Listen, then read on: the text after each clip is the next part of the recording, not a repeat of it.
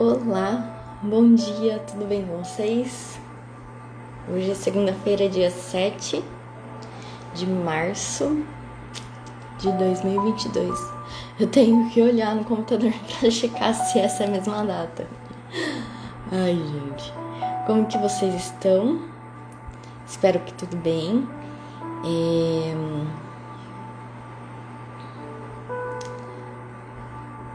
Bom, hoje a gente vai falar sobre Malaquias, capítulo 3, versículo de 1 a 3, certo?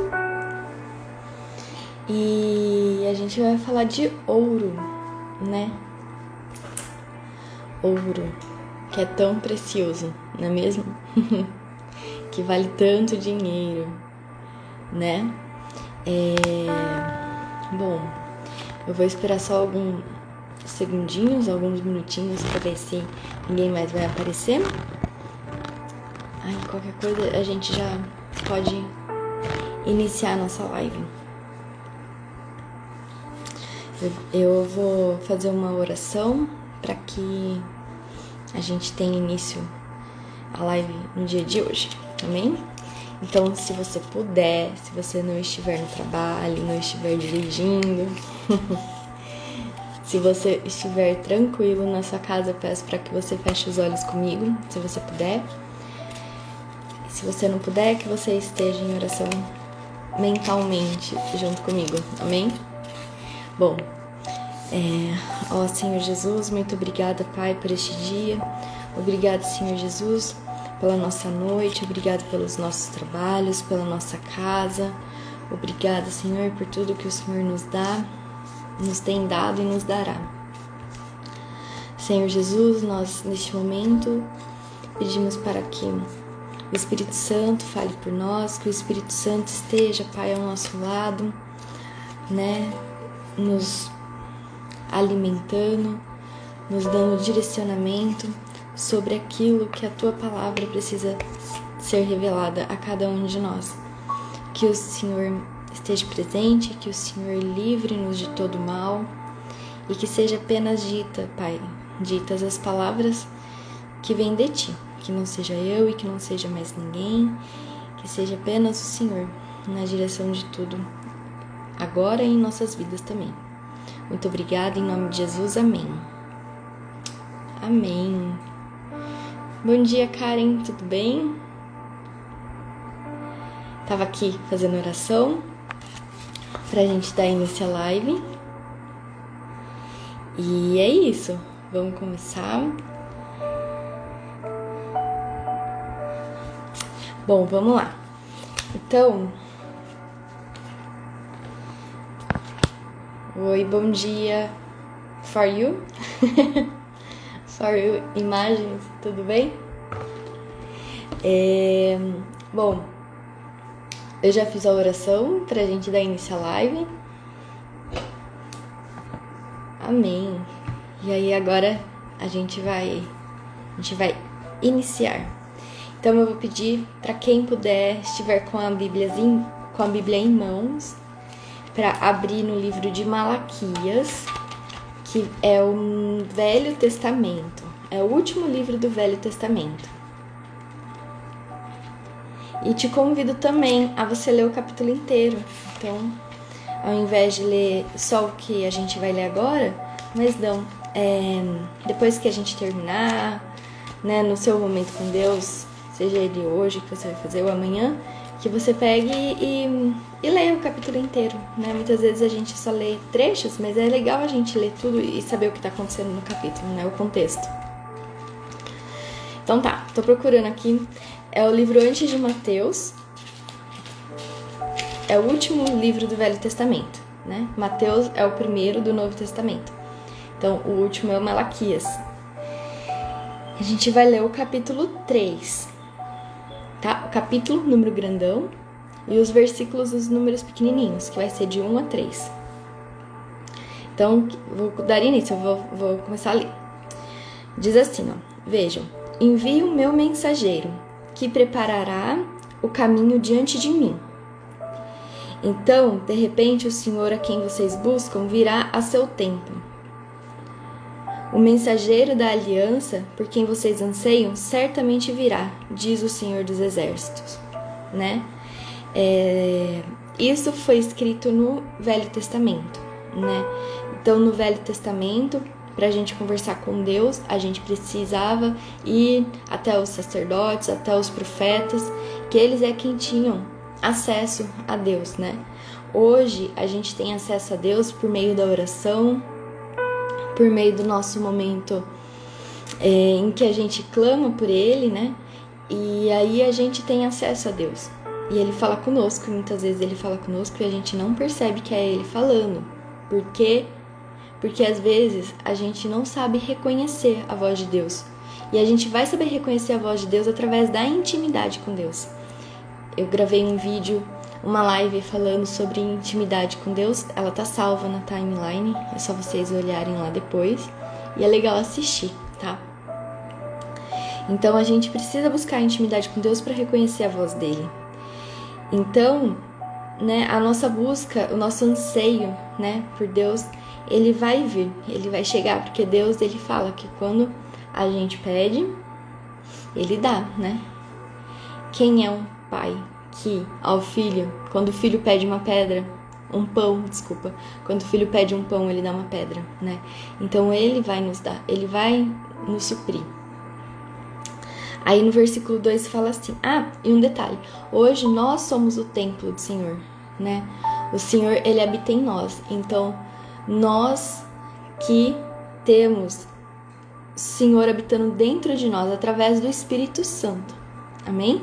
E o Espírito Santo, ele é o próprio Deus, né? Existem 3 formas que Deus se apresenta a nós. Deus, né? Que é o Pai, através do Filho, que é Jesus, e através do Espírito Santo. Então lá no Antigo Testamento havia Deus, né? E Deus sempre está. Depois ele trouxe Jesus, né, para o mundo, que é Deus ao mesmo tempo. E aí depois Jesus morreu e nos trouxe o Espírito Santo, que habita em nós. Nós somos o templo do Senhor. Por isso que é tão importante a gente estar em comunhão com Deus, a gente se santificar, a gente buscar a presença do Senhor.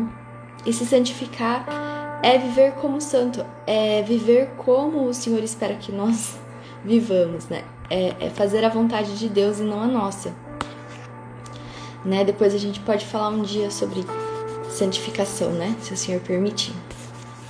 Mas então, agora lendo o versículo 2, que fala: Mas quem poderá suportar quando ele vier? Quem permanecerá em pé em sua presença quando ele aparecer? Pois ele será como fogo ardente que refina o metal, como sabão forte que branqueia as roupas. Ou seja, quando ele vem, ele não vem e fica tudo bem. Pode ser que sim, né? A gente não pode limitar o poder de Deus e falar que ele é padronizado, porque Deus não é padronizado, né? Ele é do jeito dele e ele faz da maneira como ele quiser, e ele diz na palavra: não questione os meus meios e os meus processos. Então não cabe a nós, né? Mas aqui nesta passagem ele fala que quando ele vier, ele vai vir como fogo ardente que refina o metal. Ele vai vir como fogão, como sabão forte que branqueia as roupas. Então o sabão tem uma roupa encardida, né? E aí você faz o que? Deixa de molho, né? Lava, esfrega, bate na máquina. Às vezes precisa até deixar de molho de um dia para o outro, dependendo de como que tá a situação. E é assim, como branqueia as suas roupas, eu vou te branquear. Esse branqueamento é a santificação. Aí, o que eu fiz, né? Deus pediu para eu ir pesquisar como que faz a purificação do ouro, que tanto se diz, né? Primeiro, que quem refina o ouro são os ourives, né? Os ourives, primeiro que assim, quando a gente encontra o ouro... Oi, Querol, bom dia. A gente tá falando aqui sobre ouro, sobre a presença do Senhor em nossas vidas, como Ele chega, né? E Ele não chega assim, sem fazer nada, mas ao mesmo tempo Ele pode chegar sem fazer nada. Mas na maioria das vezes Ele vai querer te santificar, Ele vai querer te purificar e Ele vai querer que você passe por um processo de purificação, né? E aí a gente tá falando aqui sobre o ourives. Então o ourives, ele vai serrar, ele vai limar, polir, né? Essa pedra. Então quando eu tava vendo no Google aqui, quando você encontra um ouro bruto, como que é o ouro bruto? Ele não é uma pedra qualquer que já vem na amarelinha, bonita, né? Eu vou até inverter a câmera para vocês poderem ver. Nunca fiz isso ao vivo. Vamos ver. Aqui, ó. Esse é o ouro bruto. Tá vendo? Então, o ouro bruto, ele é assim. Tá vendo? Você vê que ele tem brilho. Aqui. Ó, você vê que ele tem pontos luminosos, né? Pontos de brilho, que resplandece, que a luz brilha. Tá vendo, ó? Mas tá vendo que ele é contaminado? Porque ele é uma rocha, né? O material do ouro, né? O metal, ele está junto com a rocha. Ele não se encontra puro. Então, quando o minerador encontra o ouro, ele não encontra o ouro dessa forma que a gente conhece, né? Assim, né? A gente não encontra o ouro dessa maneira, brilhante, né? Amarelinho e tal. Não. A gente encontra o ouro em forma de pedra, contaminado. E é assim que Deus ele nos encontra. Ele nos encontra em forma de pedra, duros, contaminados, cheio de impurezas, cheio de imperfeições, né? Essa daqui é uma aliança. Ela foi trabalhada. Então, lá no comecinho da vida dela, ela era uma rocha. E aí depois essa rocha se transformou, foi moldada, né? E se transformou num objeto, né? Que é utilizado hoje. Se ninguém tivesse encontrado esse metal que tá aqui, ele ia estar hoje na natureza, vivendo a vida dele em forma de rocha. E ele nem sabe que ele é ouro, que tem ouro ali junto com ele, né? E o ouro, ele não sabe também que ele tá no meio da rocha. Ele tá ali vivendo no habitat natural, né? E assim é a gente fica vivendo nossa vida no dia a dia, até que de repente a presença do Senhor vem e nos serra, nos lima, nos pole, não sei. Tipo assim, a gente é polido, vamos mudar uma forma de falar. A gente é polido e aí a gente recebe um tratamento. Então, pra gente purificar essa rocha, é necessário várias etapas, né? Então, eu pesquisei rapidamente que o ourives, ele serra, ele lima, ele faz ele pole. Gente, depois vocês me falam como que fala essa palavra. Nessa conjugação que eu quero de polir. Enfim, ele faz o polimento, não sei. E aí, vem a purificação do metal, que é feito com vários banhos de ácidos. E esses ácidos, eles servem para retirar as ligas metálicas. Então, ali junto tem vários outros tipos de metais junto com o ouro. Mas a gente quer o ouro puro, né? Então, para isso, eu vou banhar com ácidos. Então, esses ácidos, eles vão fazer, né, o processo vai acontecer uma reação química em que eles vão se ligar aos outros elementos até que ele fica puro, né? E no momento em que ele fica puro, ele ainda precisa passar pelo fogo, não é? E aí, não sei se vocês viram a imagem que eu fiz deixa eu ver se eu encontro aqui. A imagem que eu fiz o template da live, né? Aqui, ó, eu achei. Depois que passa por todo, né, esse processo de polimento, de lavagem também com os ácidos, o ouro, ele fica assim, ele fica escuro, tá vendo? Ele fica dessa forma. Então, às vezes a gente acha que depois de lavar o ouro, ele fica amarelinho e tal, só que não. Na verdade, é dolorido, né? Então, é um processo agressivo. Então, o ouro, ele não fica dessa forma como a gente conhece ele. Ele fica ainda assim. E também, assim, eu tava vendo que o ouro de 13 quilates, ele ainda tem 75% de ouro e 25% de impureza. É isso, né? Não deixa eu errar, hein? Ao vivo. Me ajudem na 7, 8.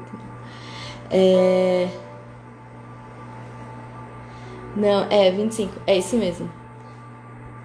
Eu fiz a conta demais aqui, gente. Olha a situação. Então, ele é 75% ouro e ainda ali tem impurezas, que corresponde a 25%. Ainda não é aquele ouro puro de 13 quilates, ainda tem impurezas. Então, assim, vocês viram que após o processo de lavagem do ouro, do metal, ele fica escuro, ele não se parece com o ouro, e aí é necessário passar pelo fogo. E aí, quando passa pelo fogo, ele, né, vai ser fundido, ele vai derreter, e aí ele vai tomar a coloração dele. E se eu não me engano, ele ainda é lavado, né? Esse ouro derretido, ele é despejado ainda em um recipiente com água, né? A importância da lavagem, né? Nesses processos. E não é à toa que Deus colocou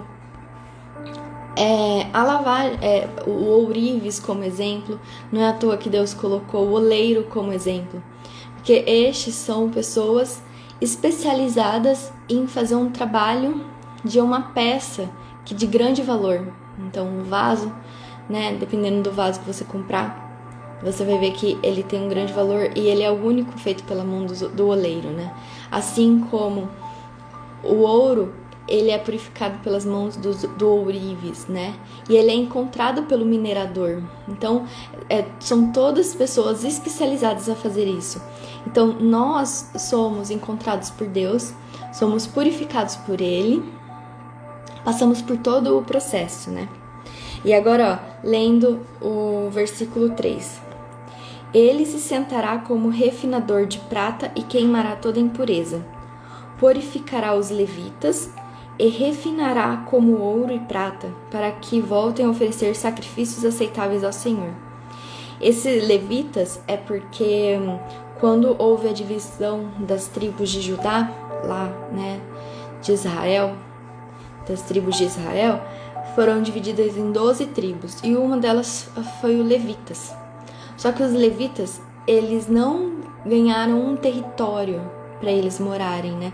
Os levitas, eles iam ter um lugar para morar, né? Para ter o gado e tal, mas eles não teriam a terra, porque o Senhor diz que a herança, né, de todos nós, né, mas também assim dos levitas seria Deus, né? Então eles tinham a função de levar a palavra, né, os levitas.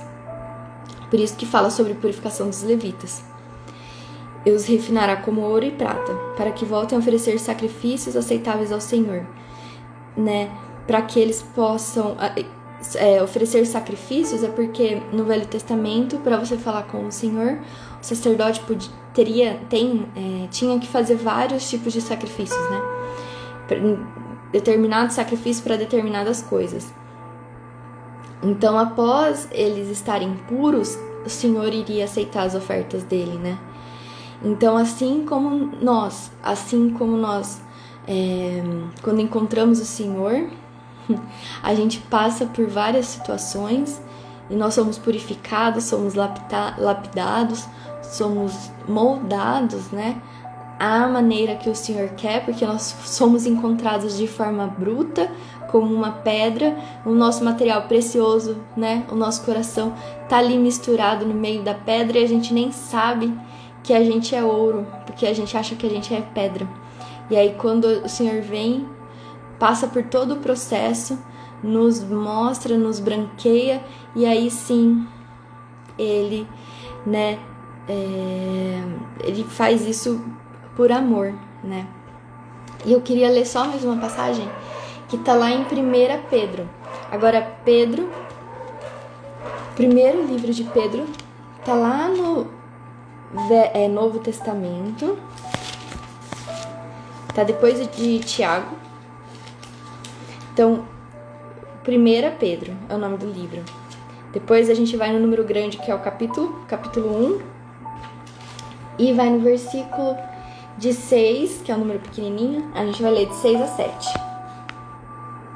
que diz assim: portanto, alegrem-se com isso, ainda que agora, por algum tempo, vocês precisem suportar muitas provações. Ou seja, se alegre pelas provações. É difícil a gente se alegrar por uma provação que é ruim, né? Mas é um processo de purificação. Então, se alegre nas provações.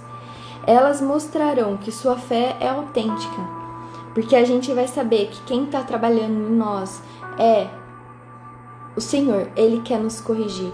Quando a gente lê lá em Salmo 139, 23 e 24, que fala: sonda-me, ó Deus, e mostre aquilo que não alegra o teu coração, o Senhor vai nos mostrar e vai nos purificar.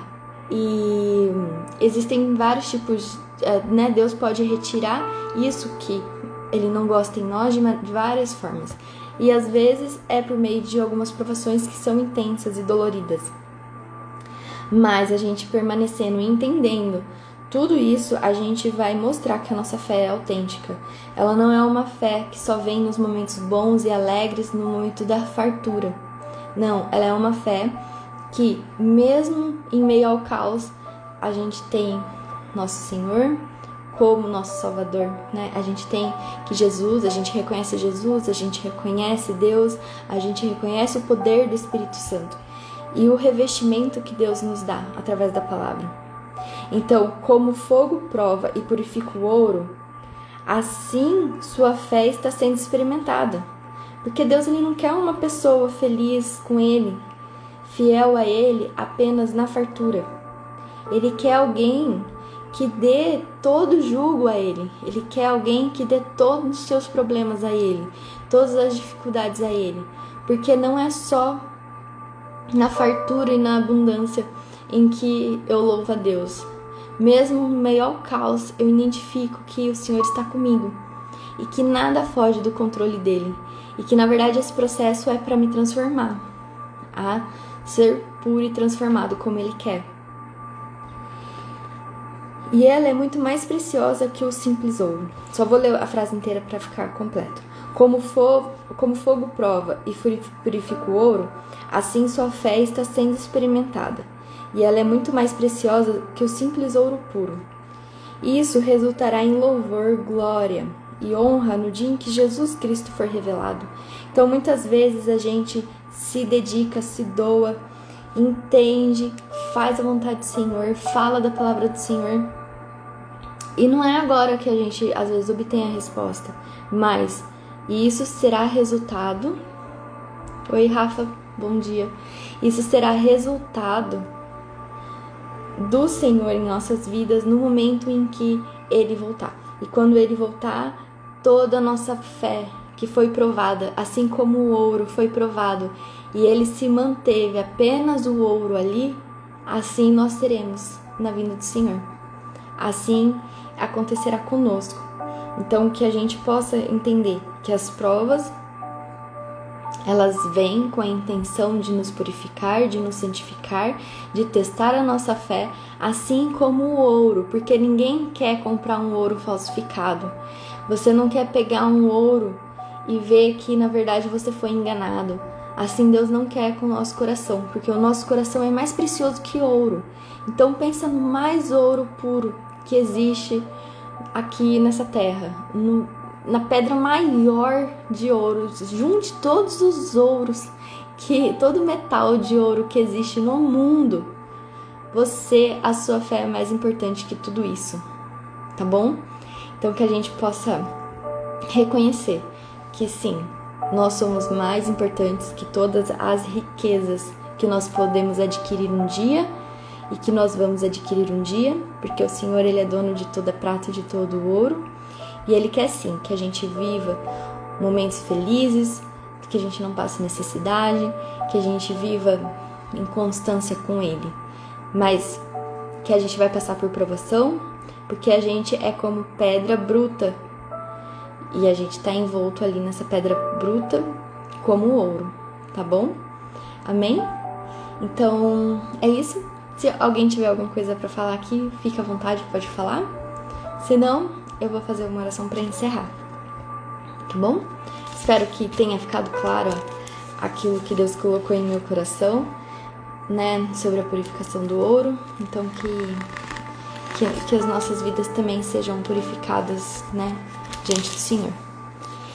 Então tá, então eu vou orar aqui e eu peço novamente, se você puder fechar os olhos, orar junto comigo, fica à vontade, tá bom? Bom, ó Senhor Jesus, muito obrigada, Pai, por essa palavra. Muito obrigado, Senhor, por todas as coisas. Que nós possamos, Senhor, pegar estas palavras que o Senhor nos disse nesta manhã e aplicar durante a nossa semana, durante todos os nossos dias. Que nós possamos ser a boca do Senhor em nosso trabalho, em nossas tarefas do dia a dia. Que o Senhor fale por nós e que assim como a gente falou das sementes, né? Assim como as sementes são semeadas, que nós possamos semear, Pai, dar sementes boas, frutos bons durante o nosso caminho. Então, que o Senhor nos use, que o Senhor nos modifique, que o Senhor nos santifique, que o Senhor nos purifique e que nós sejamos, Pai, lapidados por Tuas mãos, assim como o ourives faz com o ouro, assim como o oleiro faz com o vaso. Que o Senhor faça conosco, Pai, nos transforme em pessoas melhores e que nós possamos reconhecer a Tua voz, a Tua palavra, a Tua presença em nossa vida, nas pequenas e nas grandes coisas, Senhor. Que o dia de hoje seja abençoado em Teu nome, que o Senhor nos livre de todo mal e que a Sua presença seja maior que a nossa presença, que nós possamos nos diminuir para que o Senhor cresça. Em nome de Jesus, amém. Amém. Então tá bom. Então fiquem com Deus, que essa semana seja uma semana tranquila, abençoada e na presença do Senhor, tá bom? Então a gente se vê talvez amanhã. Aí a gente vai se falando por aqui, qualquer coisa eu estou disponível via direct, tá bom? Um beijo, até mais!